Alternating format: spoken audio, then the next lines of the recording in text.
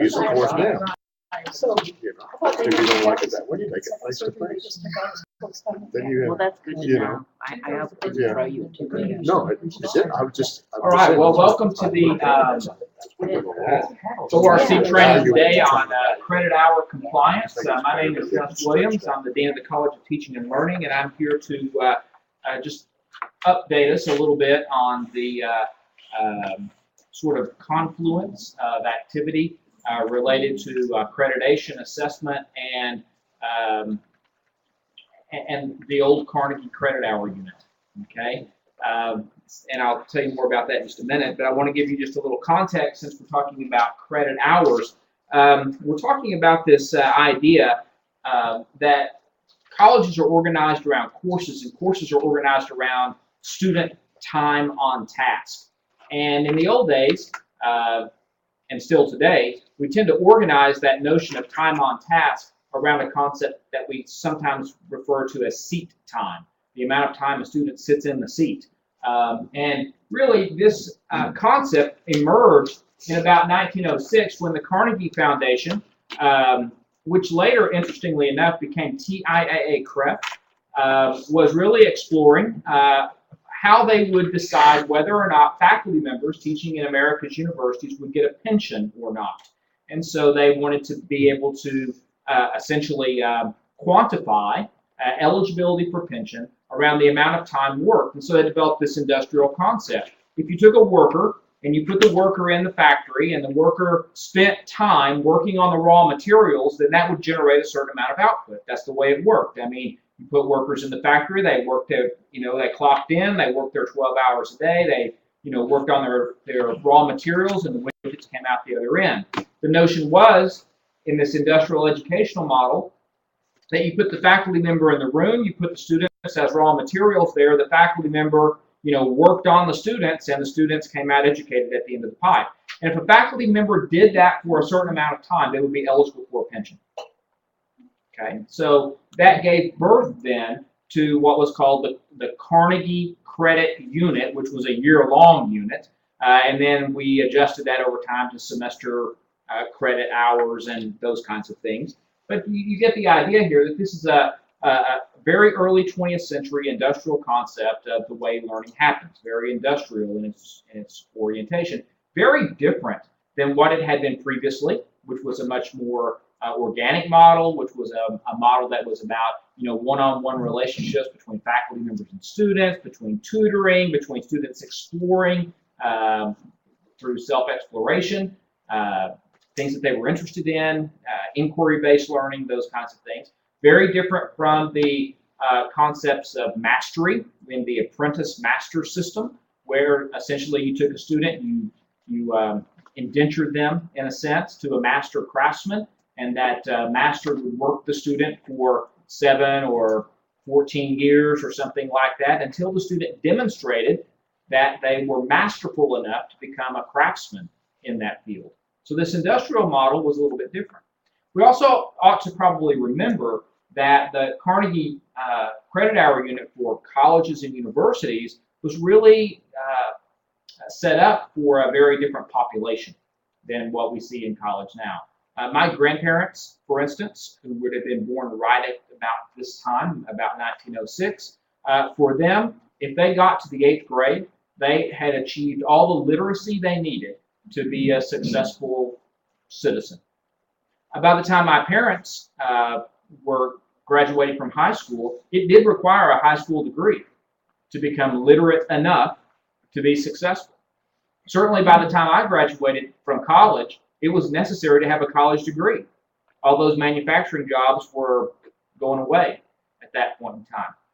And of course now we see that probably for our children, our grandchildren, they're going to need advanced degrees in order to be successful, literate enough, we might say, for the workforce, for the job market, to be employable and those kinds of things. That's just a little bit of context.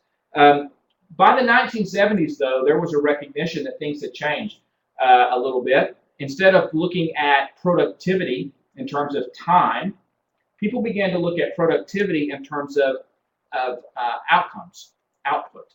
So instead of the input time standing in for the output, as the Carnegie unit did, what folks began to get more concerned about was, can students actually do anything with what they should have learned or had the opportunity to learn while they were in school? And of course, more and more of the professions, particularly the professions, the slide that we have here shows a lecture hall filled with nursing students and then a nurse. Okay, so as those kinds of fields began to move into the university environment, it took on this new sort of element. The idea is you can tell a person how to do a task, but unless you see the person do the task, you really don't know if they've learned it or not. So how do we know for sure that the person we've stood in front of and explained how to do the work can actually do the work? Okay, and of course the professions had always known that that was the case. That was the old mastery-based learning model that the industrial model had sort of skipped over or skipped away from anyway. So learning outcomes became more important starting in about the 1960s, really taking off in the 1970s, and became of great interest to the various regional accreditors, like the Higher Learning Commission, our accreditor, and other accreditors during the 1980s, 1990s, and in the 2000s. They got very interested in what they called student learning outcomes. The idea being you define what you want students to know, you give them opportunities to learn it, and then you evaluate whether or not they actually learned it by watching them demonstrate to you as the faculty member whether they learned it or not. And then you as the faculty member or collection of faculty members report on that, base your assessment of student learning, or I should say, report on your assessment of student learning and then improve your institution to make sure that its output, that whole group of students, is in fact competent to do what you claim to the public they can do. Okay, so it's this continuous improvement model that gets pushed forward with learning outcomes. Can your students do the work that you claim that they can do, and can you demonstrate that to the public? Over time, various disruptive educational models came into play. Those disruptive educational models included accelerated learning. We certainly do quite a little bit of accelerated learning around here and began that real early in that phase during the 1980s. The traditional semester was that semester model where it was 14 to 16 weeks. That was the Carnegie credit hour. For a 3 credit hour class, the student would spend 3 hours of seat time in class. They would spend 6 to 9 hours outside of class doing preparatory work. That was the traditional model. In the accelerated model, you shrink that up. You go from, you begin to build courses that are 2 to 8 weeks long. Those 2 to 8 week long courses, students may meet 3 to 4 hours a week. And then they may spend 12 to 20 hours outside of class doing preparatory work. You can see that the amount of seat time shrinks in this model fairly significantly, depending especially on whether or not you're talking about a 2-week class or an 8-week class. Okay, so the amount of time that the faculty member works with the student is diminished in this model. As we begin to move into online, we also begin to see increasingly variable term lengths. Some of those online classes operate in a 14 to 16 week time frame, the traditional college semester. Some of those online classes that have been developed operate in an 8-week model. Some of those classes, 6 weeks, like we do many of ours here. You can see that the range varies. And there really is, especially in asynchronous online models, there's no seat time. The student is doing the work in their own time frame, outside of the time frame of any other student possibly, and certainly outside of the time frame, and maybe even the awareness of the faculty member in the moment-by-moment basis. And whereas students have an opportunity to do the prep work, there's just really no way to measure whether or not they're, or to what degree they're doing that prep work, which has always been true in each one of these models. The common faculty complaint has always been, why don't my students read? I assign them reading outside of class, but it's obvious to me that they're not reading. Okay, so the notion here, and I want to get this in right now just because it's going to be it's going to be important later. We provide opportunities for students to prepare, to do the work of class. Okay, the opportunities out there, they avail themselves of that opportunity or they don't. We have over time used a variety of different motivational techniques like quizzes and other kinds of activities to try to inspire or motivate the student to do that. Oftentimes in the classroom environment, we've used shaming techniques or whatever it is to try to incentivize or motivate them to do that preparatory work because we believe that the work is important. That if the student puts in time and effort, surely something will result. In the same way that the Carnegie Foundation believed, surely if the faculty member puts in time and effort, surely something will result. Okay, so we use that framework. We also recognize students don't always put in nearly the amount of time in preparatory work as we would want them to. But we know in the traditional model that if the student's attending in class, then we at least have some control over over their level of engagement during the seat time. And that's what has had many skeptics of these disruptive educational models, accelerated online and competency-based learning, the emerging one now, a little bit skeptical about whether or not these new models accomplish what the university intends for them to accomplish. Because there's now no control over the amount of time, the minimal amount of time the student stays engaged in a learning task. You knew that in a 3-hour class, the student was going to spend 40 to 45 hours engaged in learning tasks, or at least sitting there pretending to be engaged in learning tasks. In the online model, you just don't know. In the accelerated model, the time shrunk. Okay, so those are concerns of the various skeptics of these new educational models. And then, of course, in the competency-based model, which is something that comes again out of the mastery model, actually the time becomes irrelevant. You either know how to do it or you don't. Okay, so either, well, I think about it in terms of like the building metaphor, building trades metaphor. You either know how to put that drain together and have it not leak, or you don't know how to put that drain together and have it not leak. Now, what's interesting about that metaphor, about the building trades metaphor, is you can actually lecture people on how to do all of the various and sundry skills associated with building a house. You can tell a person how to build a house, but no one believes that another person can build a house unless the person actually builds the house. You wouldn't trust a guy who said, I heard someone tell me one time how to put that sink together. You'd actually want to know if the person had ever done it before. That's why when you get somebody, a tradesperson, come to your house, you kind of ask them a little bit about their prior experience. Do you have any references? Have you done this before? How much have you done this before?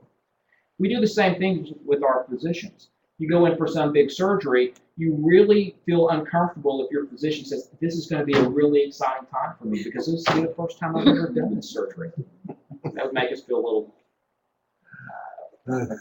frightened, perhaps, anxious. Okay? So the notion is, are you competent or not? In the building trades, we do this thing called inspections for things that are not obviously seen. Anything that's going to get covered up in your house, your wiring, your plumbing, all of those sorts of things, what happens is, the subcontractor puts it in. The builder or the contractor probably is building multiple houses. They can't pay attention to all of these sorts of things. And so we have this third-party person, this person called a building inspector, who has to come by and certify that, yes, it's put together according to code. Okay? All of that is kind of interesting because in the learning outcomes assessment model, what that's really calling for is some kind of code, some kind of standard by which we can measure whether or not the systems that the student has, the thinking systems, problem-solving skills, critical thinking skills, those sorts of things that aren't easily demonstrable in a job interview, are really there or not.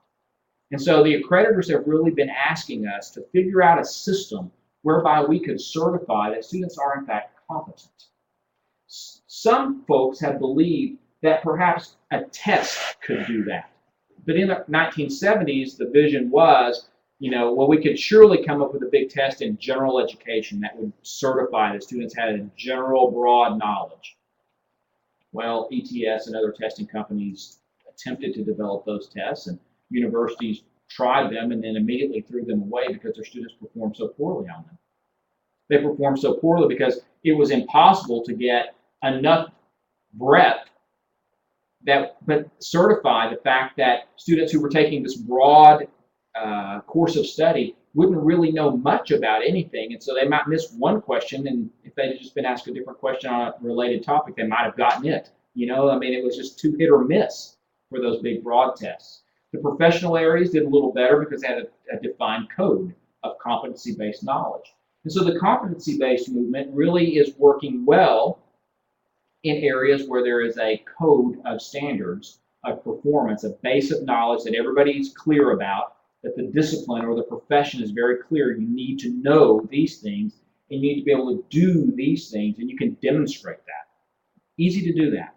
But in the areas where that code does not exist, which is in most of the arts and sciences, that's a more difficult task.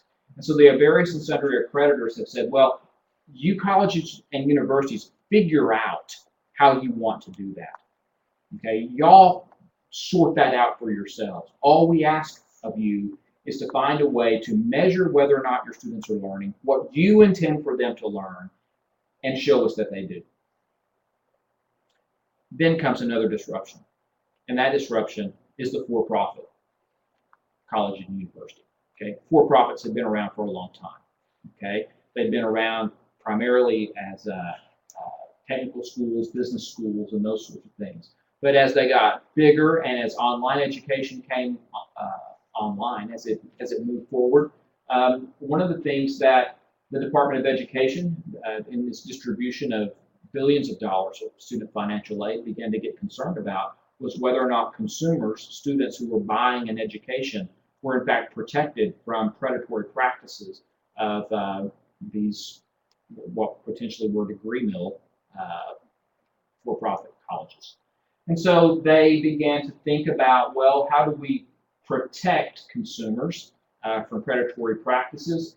And at the very beginning, during the Bush administration, the Secretary of Education, Margaret Spellings, had a commission put together, and the Spellings Commission, as it was called, proposed, among other things, putting together a big end of the university exam set, where every student in every college and university would take a big end of course exam, okay, during their senior year. And colleges and universities would be evaluated on their success in educating students based on the performance of students on that exam. And of course, anybody who'd been participating over the last 30 years in trying to figure out how to assess student learning outcomes recognized that that was just going to not work. Okay, that was going to be impossible. And we'd already had just a little bit of inkling of what that looked like when we looked at educational reforms in the K through 12 area. And so there was a big pushback for that. But still, the Department of Education needed a way to protect consumers, and it needed a way to protect the financial resources of the federal government, of taxpayers, that were being distributed in terms of Title IV federal financial aid money. So how do we figure out if a college is doing its work or not? And so the Department of Education at this point in time in its rulemaking has gone back to the credit hour. Okay, they've essentially gone back and said essentially this: we're going to say, until we can figure out a better way, that the input is going to stand in for the output. Okay, so students must spend a demonstrated certain amount of time in learning activities, and you've got to be able to document that. We take attendance in class. Okay, and in fact, based on our federal financial aid rules, we must take attendance in class. Because if the student's not attending class but receiving federal financial dollars, they're cheating the government. Okay, they're stealing. Okay, so that's why we take attendance in class, among other reasons. Okay, is that there's a stipulation around taking those federal funds. What the federal government is asking of us now, and asking our accreditor, the Higher Learning Commission, and all the other regional accreditors to do, to enforce, is that we can find a way to document and demonstrate that our students are spending, even in these disruptive educational areas, accelerated learning, online learning, or whatever the mode might be, that they are in fact spending enough time on the learning task to learn something. And they're saying that enough time equals the Carnegie credit hour. Okay? So what is the Carnegie credit hour? Well, the Carnegie credit hour is 800 minutes of instructor-led activity per credit hour. Okay? That's what it boils down to. Now, there are a couple of things that you might want to notice in this definition. This definition essentially, because there are, the credit hour, well, is the hour really 60 minutes?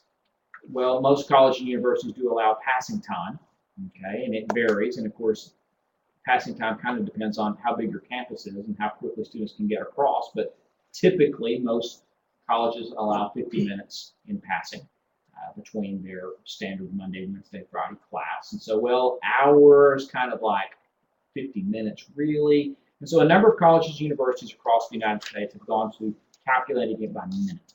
And the Carnegie unit plays out 800 minutes per credit hour. The real interesting point here is that these activities, these learning activities that students are supposed to be engaging in are instructor-led. And when I talk about instructor-led, what I want you to think about here is the kinds of things you can imagine doing in class, in a traditional classroom setting. That would be an instructor-led activity. Now, I know that probably all of us had one rotten faculty member in our own experience who imagined that it was okay to stand up in front of the classroom, open the textbook, and read to the class for 50 minutes, so for an hour and 15 minutes. Okay, it's been done before. That's not what you're supposed to do. But no, Sheila, it is not what you're supposed to do. We would never imagine that was a legitimate instructor-led classroom activity. Okay, so take those things out of the equation. Okay, but think about the kinds of good and worthwhile activities, either that disseminate knowledge, that get students to work together on a problem, that get students to respond, Socratic questioning, all of those different good activities. Those would be instructor-led activities, things that you can imagine being legitimate inside of the classroom. That's an important distinction for this definition. Because in online learning, because there's no synchronous classroom in many cases, though at SNU we try to have one synchronous learning experience per course, just to kind of for community building and those sorts of things. Get the students to hear each other's voices and those kinds of things, which is important. But you've got to find a way to get students to engage in the kind of work that they would engage in a regular, traditional college classroom. So think about those activities, and then we think about how to make those activities in a virtual environment. We do that through discussion boards, and we do that through, reflective essays, and we do that through all kinds of different activities that would qualify as instructor-led kinds of activities. Then we also have prep work, homework, we call it. And of course, I just want to put in here, that's changing too, right? I mean, Alan Young in the back here is, been thinking through and working with this whole notion of flipping the classroom. That's one of those new disruptions, okay? How do we take what students do for homework and bring it into the classroom environment and take the information receiving model, which is I get up and lecture to you just like I'm doing now. Instead, let's take and put that out into the homework experience. So we'll flip it over, okay? Notice, though, for our intents and purposes, listening to information being disseminated by the professor. That's an instructor-led activity, okay? Working with students in the classroom, having a discussion in a small group with the instructor present in the room is also an instructor-led activity, okay? Reading your textbook and taking notes is not an instructor-led activity, okay? It's possible that you could imagine it as one, but it's probably not one, okay? So think in those terms. So what we need to do is we need to figure out then how we're going to comply with the federal rule to document our compliance with the federal credit hour standard. And so here's what we're proposing here. And this is not new. We've stolen bits and pieces of this from all around the country. So this looks like about where it's going to land in terms of how folks are going to sort this out. First thing you need to do is sort of a 5-step methodology here. First of all, gather your supplies, as any good builder does. Okay, get your supplies together, get your hammers and nails and all of those sorts of things. And the supplies we're talking about here is get your course syllabus. Okay, get your textbooks, because oftentimes you'll say that text, students should read pages 1 through 47, or sometimes you just say chapter 3 and you don't know how many pages are there. SNU and many other colleges and universities who are going down this road have a credit hour equivalency chart or a time equivalency chart of some sort. Get your university's version of that and get a spreadsheet. Okay, those are sort of the minimum tools that you have. Then on your spreadsheet, create a list of all the assignments in the course. Okay, and then go through and assign the number of hours, or you could use minutes, probably maybe even better to use minutes, but use the number of minutes you think that the student will spend completing that activity. Okay, now sometimes that's really easy. You're going to assign the student to listen to a 1 hour, a 60-minute podcast. Okay, great. So the student is going to spend 60 minutes on that activity. They might actually be spending a little bit longer if they're taking notes and stopping and starting and doing all those sorts of things, but it's 60 minutes, so we'll put 60 minutes in our spreadsheet. Student may be going to engage in some sort of discussion. That's a little harder to gauge. How long does it take for a student to read through the discussions and respond? And that really does vary. If I'm the first student into the discussion board on a week, then I'm going to read the response. I'm going to have a brilliant flash of an idea, or at least I think it's brilliant. I'm going to type my thing in, and it might take me 15 minutes to complete that part of the assignment. The student who's last in, after the 14 other students or 25 other students have been there and if I diligently read through everybody's initial post and then come up with my own, that might take me 2 hours. Okay, so how long is it going to take? One of the things that these credit hour, what I'm referring to here as SNU credit hour application guide, does is it says, well, for a discussion board, it might take a student 20 minutes estimated to complete this assignment. Okay, so one response, 20 minutes, you would put that into your spreadsheet and just do that for the whole thing. And then there are some sort of rules of thumb in terms of preparatory work, like reading. How quickly can a student read an assignment, like from a textbook or from a journal article? We find those in the credit hour application guide as well. But sometimes you may run into situations where there's not an equivalency yet on the chart. And so what do?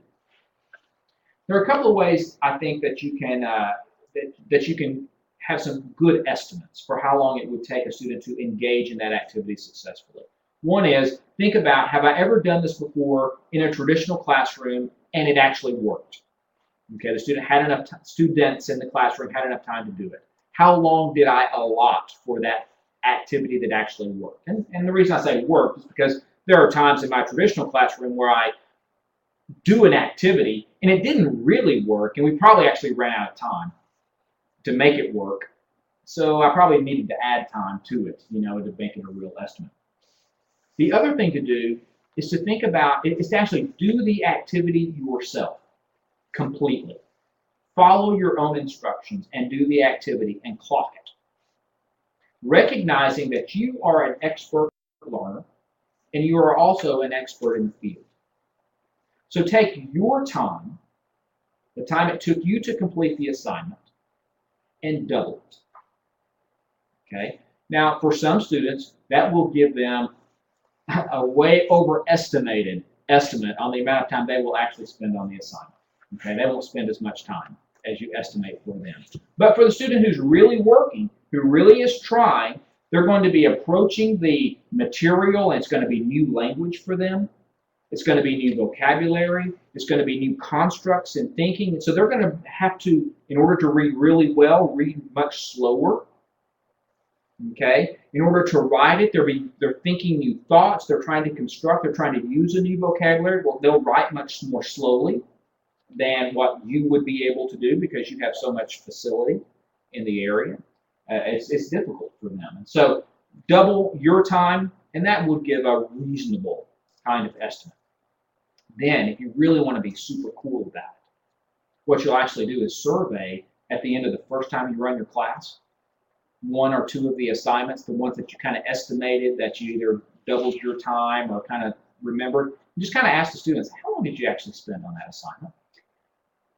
Okay, and then feed that in. How accurate I was thinking about this last night because I drank your Kool-Aid and I'm thinking weird thoughts at night. But Sorry. I know, but I'm thinking, how accurate would that self-report be, you think? Because I always am a little leery of a student telling me they put in 2 hours when they put in 15 minutes, and I can tell. I'm just wondering how to collect this data and really get something accurate, and I'm curious about how accurate you think that self-report will be. Well, I think the question is, how accurate would student self-reporting be? And I think probably it depends on the sample size, okay, in part. If you have, if n equals 2, and one person said it took me 2 hours, and one person said 15 minutes, you're probably not going to get much out of that, right? But if you have 20 students and you ask them, and, a big bunch of them sort of cluster around, it took me an hour to do this assignment, well, you've got a more reasonable kind of sense that that's probably somewhat accurate. You do it 2 or 3 different times, 2 or 3 different iterations of the course, you just get a better feel for it. And so again, it's I think another indicator of that is the results. Yes. When they turn in their paper, you tell the ones that spent 15 minutes. That's true, Mike. They got 3 sentences. Right. The guy who spent 2 hours got 3 pages. That's very true, Mike. That's very true. Now, 3 sentences does not take 2 hours. You're exactly right about that. Some students. Unless the student has, ADD and is highly distracted. They may have sat there for 2 hours, but maybe didn't work on the assignment. At the end of all of this, total the assignments by type. Okay, instructor-led assignments versus prep assignments. Total up the number of hours or the number of minutes that you come up with there, and then reflect on that. Okay, so are there 800 minutes of instructor-led activities per credit hour in this course? And are there opportunities for students to engage in 1,600 minutes of prep time per credit hour in this course? Is it there or not? I mean, because that's essentially the standard of the federal credit hour compliance model. Okay, and then file the results. And here is an example then of what that could start looking like. Okay, it's just a simple little chart. With the activities listed from your syllabus, estimated time on task. I've noted hours there. You could certainly do it in minutes. Activity types. I for instructor-led, P for preparatory, and then it essentially totals out down close to the bottom.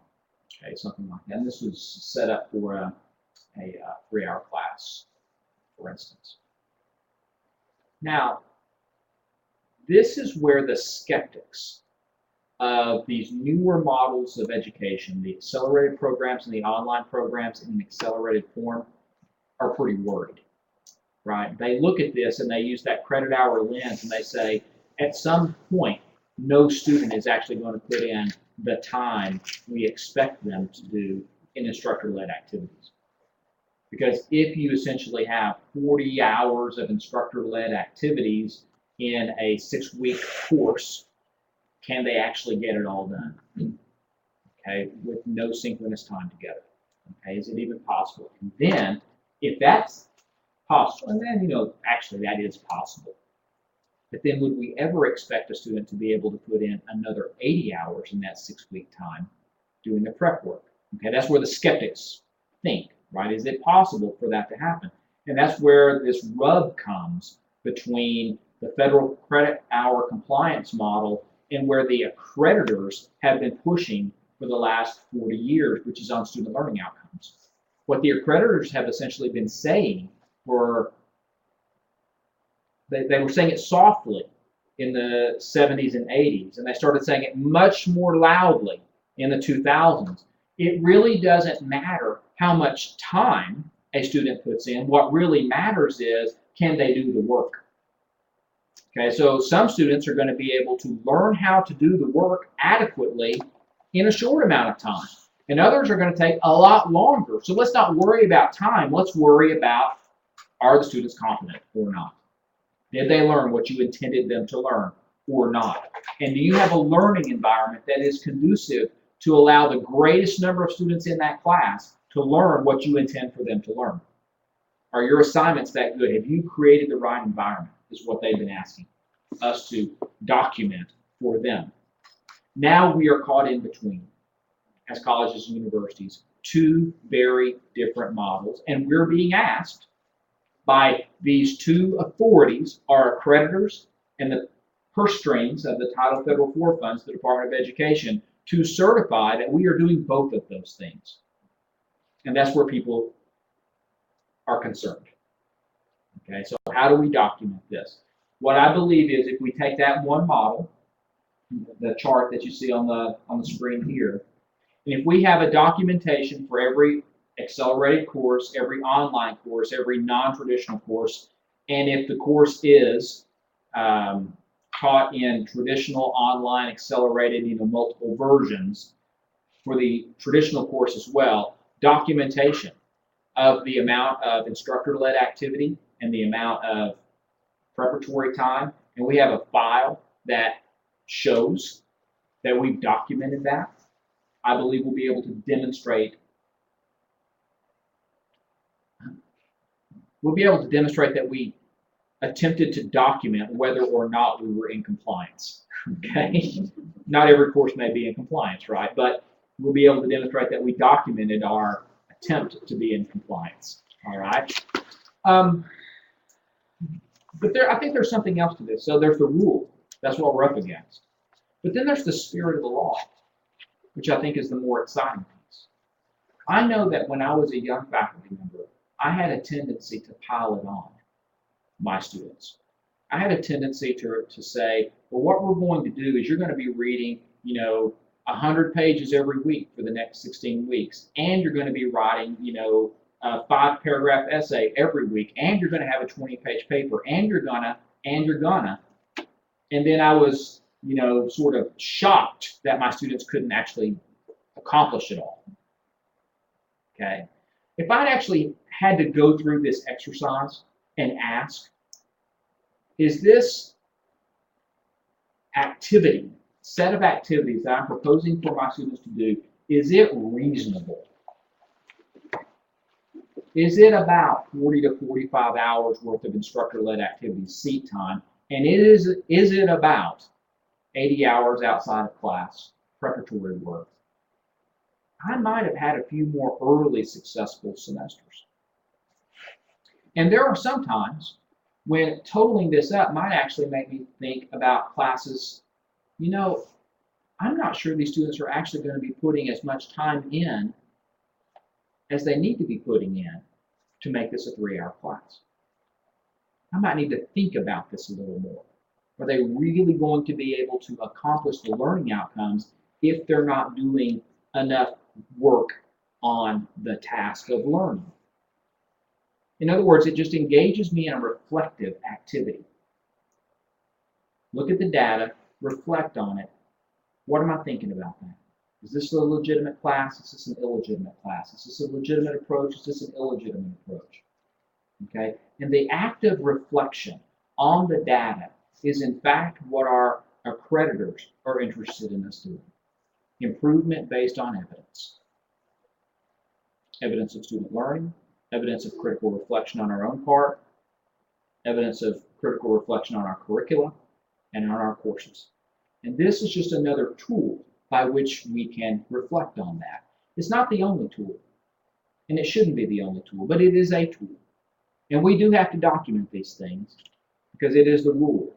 But I hope that instead of just documenting it because it's the rule, what we'll do is document it and then think about it and try to make our courses the best courses that our students can have, to make them good learning environments for our students.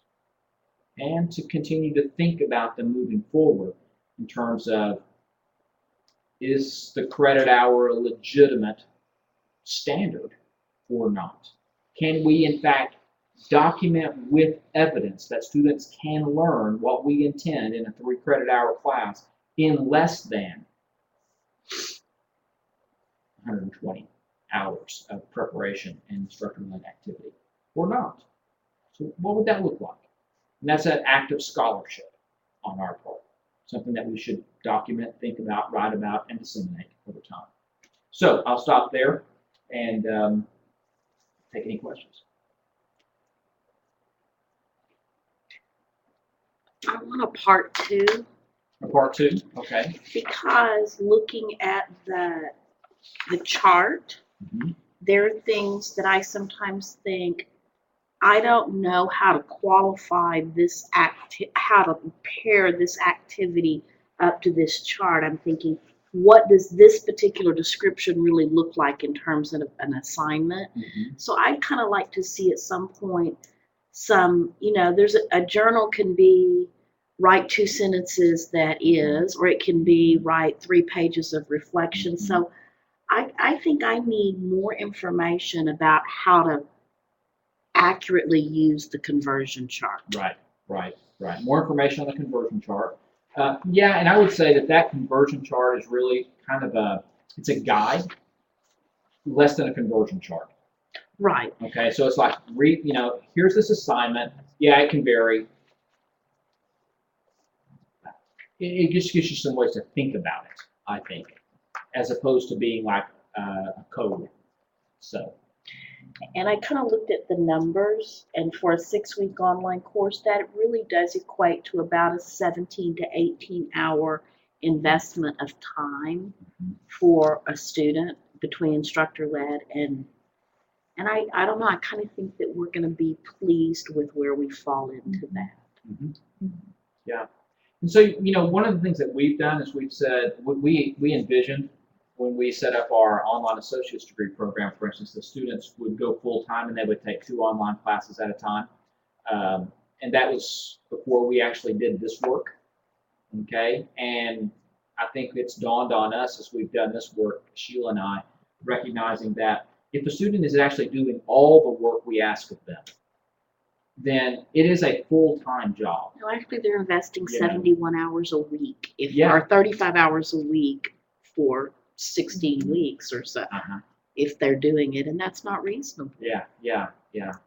So, it's 20 hours a week, steady for 1 class as they go through. So, we're probably going to do a little curriculum calendaring redesign to accommodate that differently. Yeah. Back on the chart where you were doing the hours, I got confused. Well, they were doing 2 at a time, 2 concurrently. So out of the 4, you had 3 hours in this one. Is that like first week? Yeah, that's just like, so imagine that there's a little squiggly line, like how they do, like in the comic books, they show like a piece of paper and it's torn off at the bottom. So that's like torn off at the bottom, right? Okay. So this is just a little bit of a sample there. Okay, so that's just it. Okay. Yes. Rhonda Gregory from Greenville College has a question. She says, is there a new rule coming that puts the burden of proof on us for documenting student prep time versus actual time spent? I don't know the answer to that. I do know that what I've been reading is that we're documenting the Carnegie credit hour unit, okay, and the HLC is going to be looking for that documentation. To what degree we're going to what level of detail, and what I'm doing is I'm saying let's just err on the side of as thorough a documentation as we can. And since we already have that prep stuff built into our syllabi anyway, it's easy to put on the chart. She said that she had heard a rumor. No, I don't know. So, Right, I don't know. fearful of that. Let's put it that way. I'm not a very fearful person, but I'm a little bit fearful of that. Dennis? Yes. So I'm taking from what you said that we now have sort of an in-house rough rubric standard for what we estimate for different kinds of Right. activities. Right. I'm assuming that's on Google somewhere. Can you get more specific with where it's Yeah, at? actually, let me just go back here. Oops.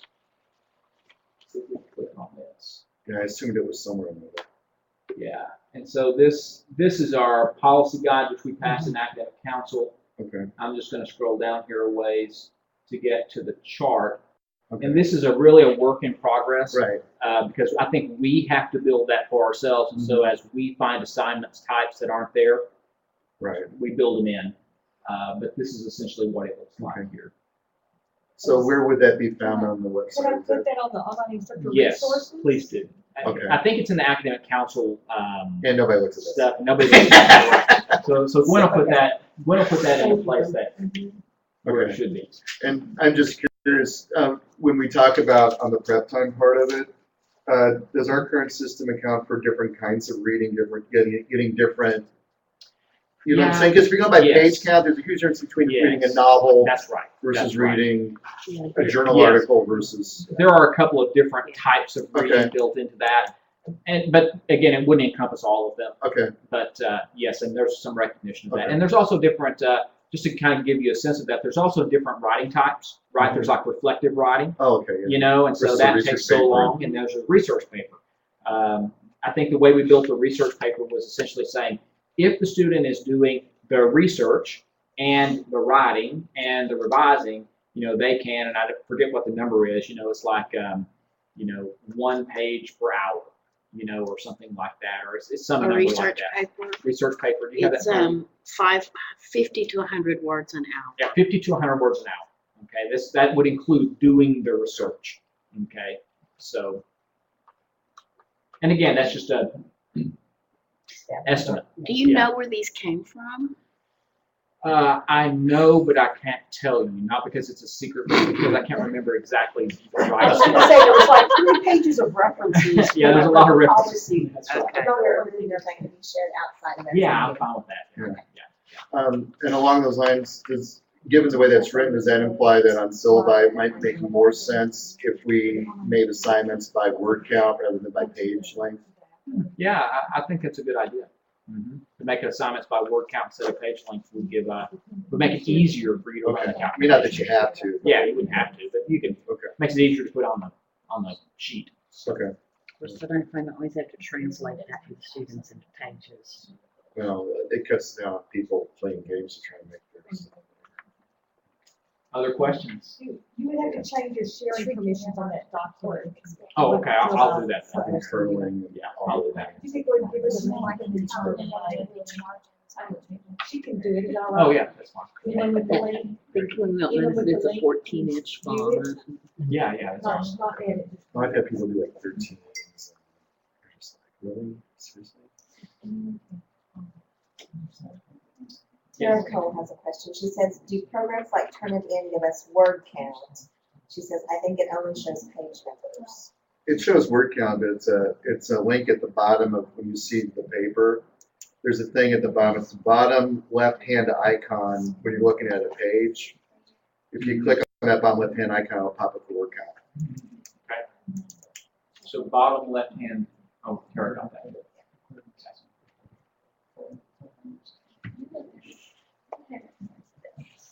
You have to be looking at their paper like that, grade mark, to get that option. I've been there. Okay, anything else?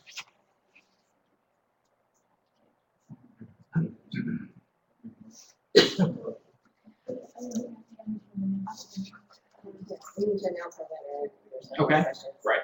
The winner of the $10 Amazon gift card is Lou Denard. Lou gets a gift card. Virtually. All right, great. Well, thank you all so much for coming, and if you have other questions later, feel free to touch base with me. I'll be happy to work with you on this.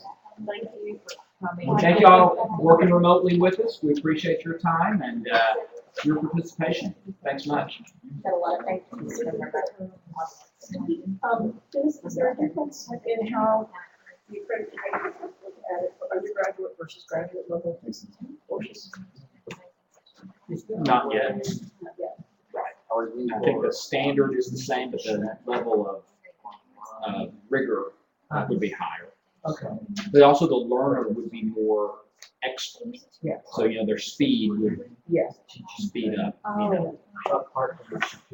Well, this is in reference to online, the stuff we're talking about. Online or accelerated.